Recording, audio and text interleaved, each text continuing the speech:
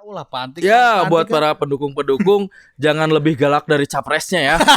Ini saya juga aneh gitu kan. Para pendukung ini lebih galak dari capresnya.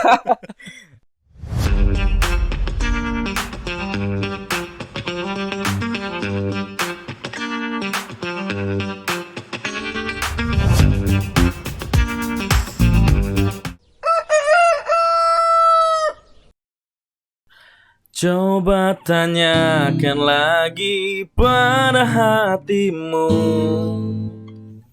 apakah sebaiknya kita putus atau terus? Tapi itu kan bagiannya saya Pantik. Oh ya, karena episode kali ini ada yang mau terus apa putus? Putus atau terus. Iya, itu maksudnya. Jadi saya mengambil bagian lah karena ternyata suara saya lebih enak dari suara kamu ya. Tapi lagu ini Pantik saya lihat menghayati banget. Iya. Kenapa Pantik gitu? Saya melihat kesedihan ada ketertakan antara salah satu partai dengan kadernya. Kader terbaiknya malah ini. Ada dugaan. Iya. Dugaan isu keretakan. Iya. Pantik. Makanya tadi kita kasih lagu itu putus atau terus. Iya. Salah atuh. Iya. Sok tentukan gitu Iya. Pantik. Atau ini hanya menunda perpisahan saja. Menunda perpisahan. Apakah mungkin ini hanya di 2024 setelah Betul. itu nyambung lagi? Betul, Nah, apakah ini drama Politik? Pantik? ya seperti itulah. Kita nggak tahu lah Pantik. Ya, itulah kejadian politik di Indonesia dalam satu pekan ini, Pak Yuda. Betul, Seperti karena setelah putusan MK Pantik Ya. yang memperbolehkan, jadi sebetulnya menolak batas capres cawapres itu minimal 40 tahun, tapi ada lanjutannya Pantik petikan keputusan selanjutnya atau pernah menjabat sebagai kepala daerah. Artinya dengan keputusan tersebut ada salah satu kader Partai Demokrasi Indonesia Perjuangan Pantik, PDIP yang juga menjabat sebagai wali kota Solo Pantik, yang akhirnya menjadi cawapres Pak Prabowo. Pemilihan cawapres dari Prabowo, seorang anak presiden. Betul Pantik. Itu yang notabene merupakan kader PDIP. Ini cukup menggemparkan. Bahkan politisi senior PDIP sendiri Pandana Baban itu sudah mulai ini nggak punya etika, nggak punya etika katanya itu Pantik. udah mulai kepanasan gitu. Kepanasan Pantik artinya Artinya ininya kurang dekat Pak Ida. Oh, kurang dekat karena memang lagi retak Pantik. Ya. Kurang dekat karena lagi retak gitu. Dan disinyalir Pantik keputusan Gibran Rakabuming Raka yang akhirnya mau dicalonkan sebagai calon wakil presiden mendampingi Pak Prabowo ini disinyalir meretakkan hubungan antara PDIP dengan Pak Jokowi karena Pak Jokowi adalah kader PDIP yang diusung dari mulai wali kota, gubernur DKI hingga presiden 2 periode. Iya. Sudah diistimewakan sekali oleh PDIP Pantik. Namun ternyata keluarganya malah bisa dibilang tidak menuruti perintah partai Pantik. Misalnya Kaisang Pangarep memilih menjadi ketua umum PSI. Betul. Dan sekarang juga Gibran sudah menjadi cawapres Pak Prabowo Pantik. Padahal makanya kan ini juga kita masih mempertanyakan Pantik terkait status keanggotaannya seperti apa, karena sampai saat ini hanya ketua-ketua partai, hanya politisi elit PDIP yang berbicara Pantik bahwa dengan seperti ini beliau sudah keluar. Tapi belum ada keputusan dari Ibu Mega Pantik terkait status Gibran ini seperti apa. Kalau saya lihat ya, menunda perpisahan ini PDI bagaikan berjalan di dua belah pisau apa? Apa? Peribahasanya? Ya lah, dilema Kak.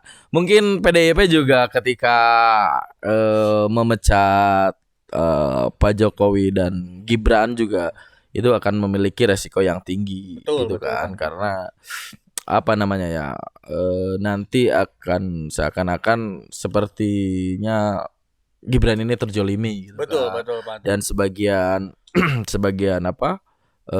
pemilih juga akan berlarian, dan sudah terbukti sih sebetulnya. Sekarang juga pemilih-pemilih yang dulunya pemilih Jokowi, pemilih PDI yang suka ke Jokowi sepertinya sekarang akan lari. Pak, lari ke di Senayan. Lari pagi. lagu Roma Irama. Iya. Ya artinya seperti itulah. Tapi isu keretakan ini memang sebetulnya ketika Pantik sebetulnya tanda-tandanya itu memang ketika Prabowo dan Gibran ini daftar capres cawapres, Pantik belum ada gejolak di Pantik. Belum.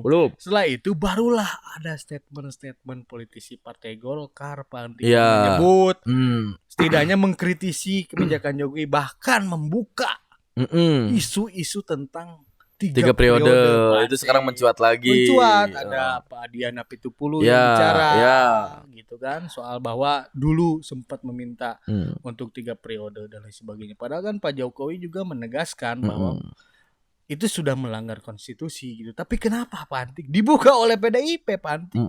Bahkan kan sempat juga dikomentari lah oleh Ketua DPP Mbak Puan Maharani gitu ya. Beliau juga tidak mengungkapkan tentang isu tersebut gitu Pantik. Artinya kita juga masih bertanya-tanya nih Pantik, isu panas dinginnya antara Ibu Mega dengan Pak Jokowi, bahkan kan disebutnya ini perang dingin gitu kan. Padahal ketika diwawancara baik-baik sayang dan kemudian sikap PDI ini secara tegas belum menentukan gitu kan. Belum memutuskan gitu kan. Sekarang kan hanya pengurus, kemudian yang di bawah Bu Mega belum ngobrol. Nah, nanti tuh kayak gini nih Bu Mega biasanya ketika pengurus-pengurus yang ada di bawahnya berstatement soal Gibran ingin keluar dan ingin dipecat dan dia akan bilang, apaan sih? Pak Bu Mega, saya tidak berbicara itu. Saya diberikan hak prerogatif. Itu Bu Mega akan seperti itu kan. Sekarang riaknya di PDI sangat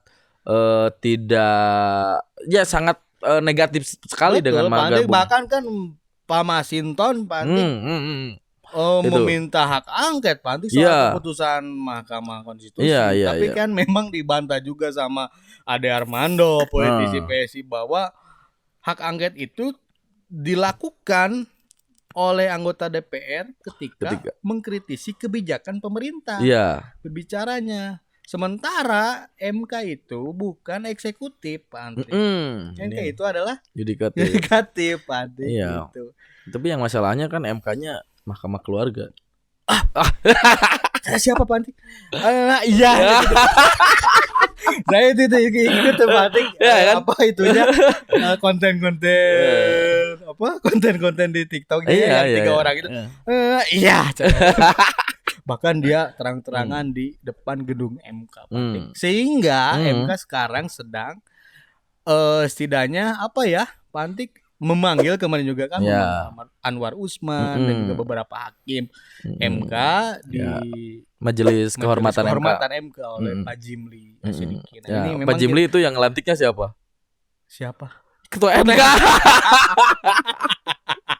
Jadi aduh kumaha gitu Pantik, sebetulnya nanti MK ini akan memutuskan apa Pantik? Apakah keputusan nanti MK ini bisa merubah keputusan dari MK terkait pencapresan misalnya batas usia atau seperti apa? Gitu kan, penetapan calon presiden tanggal 14, MK masih proses. Nah, ketika terjadi keputusan hasil MK kemudian bertepatan dengan penetapan calon cawapres itu seperti apa? Nah, ini yang memang menarik kita tunggu. Tapi tadi juga Pak Andi kan beberapa kemarin lah sempat ada kunjungan Pak Jokowi ke Bali, Pak Andi. Ternyata baligo-baligo Ganjar Mahfud ini diturunkan, Pak Andi. Gitu. Diturunkan ketika ada kedatangan Pak Jokowi. Memang harus netral. Pak Jokowi juga kan Pak Antik atau kan ketika makan siang itu dia pakai baju batik abu-abu. Iya, itu menandakan bukan mengimagekan bahwa dirinya netral, tapi kan itu tidak bisa menjadi simbol kenetralitasan seorang presiden ketika anaknya menjadi cawapres. Betul, Pak Antik. Gitu kan. Makanya kan para pengamat ataupun politisi memang menunggulah komitmen kenetralan itu dari Pak Jokowi seperti apa gitu. Tapi yang menarik bukan urusan Jokowinya bersikap netral, Pak. Betul. Ini kaderisasi dari partai PDIP, bahkan ada salah satu siapa ya yang salah satu pokoknya ketua bidang ideologis PDIP merasa bersalah. Kenapa? Karena ada salah satu kader terbaiknya malah ke pasangan calon lain tidak mengikuti arahan dari ibu ketua umum. Betul, gitu kan. Karena kan PDIP sendiri mencalonkan Pak Ganjar Pranowo dengan Pak Mahfud Pantik. Sementara disinyalir atau diduga ini Pantik oleh para pengamat, oleh para politisi itu Pak Jokowi ini lebih condong ke salah satu capres Pantik. Kemana? Itu ke Prabowo Gibran. Pasti itu kan udah mengarahkan. Betul, sehingga sekarang tuh ya isu-isu keretakan itu memang ya dilihat dari statement-statement elit PDIP terhadap kebijakan Pak Jokowi hari ini. Gitu, Pak. PDI saat ini geram. Oh ya pasti Pak. Ibaratnya gini lah Pak Antik sama saya diajak bergabung, berteman dan lain sebagainya. Pak Antik sudah melalui tahap-tahap yang begitu besar. Akhirnya Pak Antik menjadi orang sukses. Itu dibiayai sama saya. Tiba-tiba Pak Antik meninggalkan saya, Pak Antik. Sakit hati. Oh pasti Pak Antik, karena kan seseorang itu tidak lepas dari dia yang namanya balas budi, Pak Antik. Meskipun tidak diucapkan, tapi seseorang itu akan mengharapkan balas budi tersebut, Pak Antik. Iya. Sebetulnya gitu. Sehingga memang konflik antara Pak Jokowi dan PDIP ini memang masyarakat sudah akhirnya tahu gitu Pak Andik, dengan ramainya di media dan lain sebagainya, isu keretakan dan lain sebagainya itu masyarakat tahu gitu bahwa kenapa Pak Jokowi seperti ini seolah-olah meninggalkan PDIP dan lain sebagainya. Bahkan kan Pak Hasto pun kecewa kecewa udah dikasih privilege lah bahasanya gitu Pak Antik. Bahkan kan ketua PDIP Solo Pak Antik. Wah, Rudy Efek itu paling keras tuh. Paling keras Pak Antik itu sudah mengeluarkan surat meminta agar dipecat. Iya, Rudy Efek bukan hanya pada pas saat Gibran saja kekecewaannya juga pas lagi Pak Jokowi juga kan. Ditambah lagi sekarang Gibran. Menurut Yuda ke depan apakah ini akan dampak positif dan negatifnya seperti apa kalau Gibran dipecat sih bagi PDI? Iya, jadi ibaratnya imbasnya sebetulnya lebih kepada mungkin ya Pak Anti, kan dari beberapa juga pengamat bilang bahwa akan tergerus suara gitu ketika memang Gibran dipecat. Tapi kalau menurut saya bukan soal Gibran dipecat atau tidaknya gitu Pak Antik, tapi putuskanlah gitu Pak Antik, PDIP ini jangan sampai tadi menunda-nunda perpisahan Pak Antik. Kalau misalnya sudah menganggap bahwa Gibran dan Jokowi ini mengkhianati bahasanya Pak Antik, ya sudah putuskan saja seperti apa biar memang jelas gitu Pak Antik arahnya. Kan sekarang masih bingung Pak Antik seperti apa kan ketika misalnya Gibran jadi masih di kader PDIP sementara PDIP-nya juga mengusung Ganjar Pranowo, tapi ada Gibran yang juga jadi cawapres. Apakah memang PDIP main duka? Nah, itu ada kecenderungan dua kaki Tidak, saya juga mau bertanya. Betul. Karena apa? Karena kemungkinan ada pemilu Pilpres putaran kedua gitu kan. Karena kan Pilpres putaran kedua ini juga harus mendulang kembali yang kalah itu. Tapi kan. Pak Antik dalam sejarahnya PDIP itu tidak pernah main dua kaki, Pak Antik. Maksudnya selalu tegas dengan salah satu calon. Tegak lurus. Pak Antik. Ya. Ketika perintah ketua umum A, semuanya harus ikut, Pak Antik. Ya. Nggak bisa gitu. Nah, makanya ketika memang akhirnya seperti itu, apakah memang ada model baru di perpolitikan PDIP misalnya kan kita juga nggak tahu gitu kan. Gitu Pak Andri. Ini yang lebih tahu kayaknya Mas Kodari. Nanti kita lah bicara sama pengamat kita mendalam Pak Andri. Kalau dengan pengamat kan kita hanya mengomentari di permukaan saja Pak Andri. Gitu. Jadi memang inilah masalahnya ketika sebuah partai yang demokrasi tapi hanya memutuskan oleh satu dari ketua saja gitu. Iya, karena memang ya tadi keretakan itu kan banyak variabelnya nanti bahwa misalnya selain Gibran yang jadi cawapres juga ada Kaisang. Makanya kan pos pidato Pak Jokowi di PSI masa kakaknya jadi cawapres nggak didukung sama adiknya lah gitu kan. Jadi memang terbaca sekali bagaimana skenario dukungan dari keluarga Pak Jokowi ke Pak Prabowo, Pak Andri. Kemudian juga Projo. Nah, itu Projo kan juga bersikap tegas mendukung Prabowo. Kemudian juga di Prabowo ada menteri. Kayaknya di dari 3 pasangan calon ini yang menterinya paling banyak turun tangan itu di Prabowo. Ada Erick Thohir. Oh. Ya. Kemarin ya pas pertemuan ya. Ada di Prabowo ya, ada Erick Thohir, ada Erlangga, ada Zulkifli Hasan. Oh iya. Ini kan semua menteri bergabung dalam koalisi itu gitu kan. Artinya menteri ini juga ditugaskan atau atas perintah meskipun artinya mereka memegang partai itu kan atas izin mungkin dari presiden gitu kan. Oke Pak Andik. Nah memang juga isu keretakan itu kan selalu dibantah oleh Pak Jokowi. Kita baik-baik saja dan sebagainya bahwa kepala negara itu harus netral sehingga diajaklah makan siang Pak Andik. Semuanya menyantap hidangan dan sebagainya bahwa dipercayai bahwa Pak Jokowi ini akan netral dan sebagainya. Tapi kan kita lihat saja lah gitunya di permukaan seperti apa Pak di masyarakat kan Pak Jokowi gimana nanya lah ibaratnya gimana ketika para capres ini berbicara di media apa nih yang diobrolin gitu. Pak Jokowi gimana situasi di lapangan dan sebagainya gitu. Tapi memang ada semangat sebetulnya dari Pak Jokowi bicara soal sudahlah gitu kita berdemokrasi itu tanpa perpecahan gitu Pak. Betul. Gitu tapi malah perpecahan itu ditimbulkan misalnya dengan diciptakan Pak Anti kan sampai budayawan juga mengkritisi perpolitikan 2024 hari ini gitu Pak Anti. Ini hanya permainan di elit sih sebetulnya.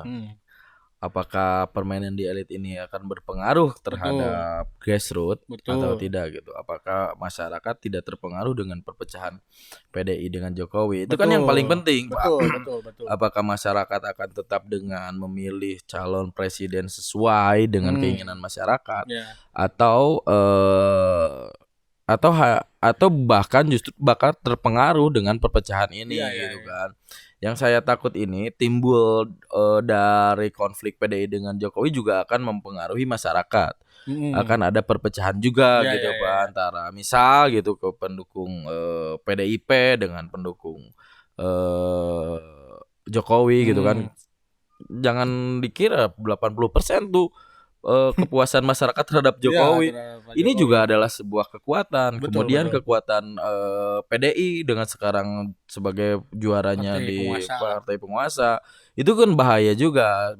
Semoga di Pilpres kali ini dengan adanya perpecahan ini tidak berpengaruh ke masyarakat. Betul, Pak Antik. Masyarakat akhirnya nanti diajak untuk dewasa, melihat, terus berpikir bahwa calon mana yang memang dia konkret. Karena kan kita juga inginlah Pilpres hari ini yang disuguhkan 3 calon ini adu gagasan, berjalan dengan damai berjalan lah dengan ya. damai gitu, jangan sampai ada konflik sara, Pan. Capek lah, Pan. Capek gitu, betul. Harus mengklarifikasi Iya, ini dan lain iya, sebagainya, iya. tapi sementara gagasan-gagasan dari para capres ini tidak tersampaikan ke masyarakat. Betul. Karena debat kandidat itu tidak mencukupi untuk menyampaikan Betul, gagasan setiap Pilpres. Tapi kembali ke belakang ya. Yang saya takutkan bukan yang saya takutkan, yang harus dikhawatirkan dari Ganjar sama Prabowo atas perpecahan ini yang diuntungkan adalah malah Anies loh. Nah itu jangan sampai ya, artinya jangan sampai emang kamu milih siapa? bukan jangan sampai, Iya. tapi lebih kepada ketika ini berseteru, Pantik, ini yang menang. Aminkan saja dulu. Amin. Begitu, Pantik. Jangan inilah, udahlah, sudahilah perpecahan itu. Jangan sampai menguntungkan salah satu calon gitu kan, biar ramai lagi tiga-tiganya saling berebut suara gitu, berebut suara gitu. Karena ketiga ini ternyata memiliki kekuatan basis masing-masing ternyata. Luar biasa, Pantik. Atau yang awal-awal katanya Anies dan Caimin ini tidak memiliki basis, buktinya sekarang elektabilitasnya juga berangkat naik. Bahaya tak bahaya lah. Nggak bahaya tak? Ternyata bahaya juga gitu kan.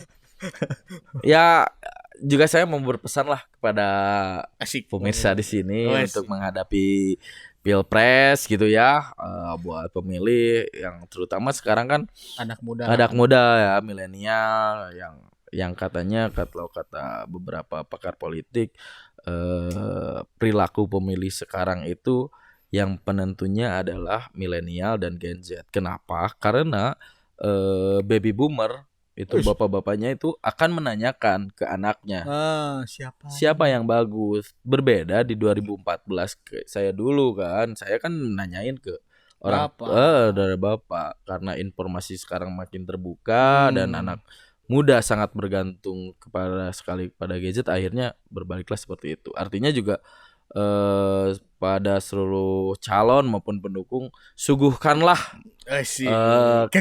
gagasan dan kampanye yang damai gitu kan. Dan memang dilihat perdebatan di permukaan, entah itu di media sosial dan lain sebagainya, tunjukkanlah bahwa setiap calon ini beradu argumen soal program kerja, soal gagasan ke depan, bukan lagi bicara soal ini mah gini gitu. Dan saya juga paling tidak suka ketika salah satu calon itu malah menjelekkan calon lain gitu. Begitupun para pendukungnya lah, coba. Nah itu Pantik, kasih tahu lah Pantik. Ya Pantik buat para pendukung jangan lebih galak dari capresnya ya. Ini saya juga aneh gitu kan. Para pendukung ini lebih galak dari capresnya. Emang dikasih apa, Pantik? Iya gitu kan, padahal nggak dikasih apa-apa. Mungkin Pantik dikasih menteri. Ditagih kan lagi. Mungkin dikasih menteri, Pantik. Enggak juga kayaknya. Padahal menteri mah itu mah keputusan hak prerogatif pada presiden lah. Dan gitu. Itu memang takdir juga Pak Mahfud aja kan akhirnya kemarin sempat tidak jadi, akhirnya takdir menjadi. Ya, Caimin beberapa kali Pilpres akhirnya jadi. Ya. Kalau gitu. Caimin sih itu mah pengen memang momentumnya sekarang. Kalau kemarin mah mungkin udah cukup lah saya berkoar-koar. Sekarang mah dijadikan gitu. Gitu. Dan ini juga saya senang lihat PKB Pak di Caimin, karena melihat Mas Huda ini ketua PKB Jabar, kalau kampanye sangat menggebu-gebu sekali gitu kan.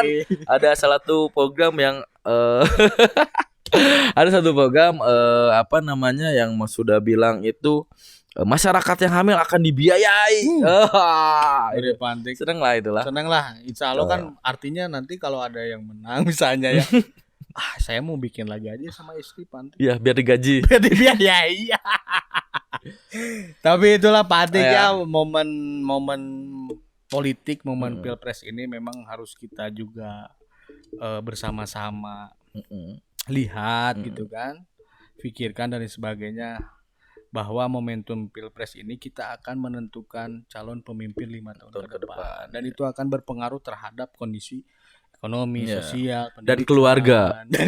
Betul, Pak. Oh iya. Karena grup WA ini permasalahan di keluarga antara capres dan capres ini berdebat. Saya tidak suka itu. Makanya saya keluarlah dari grup keluarga.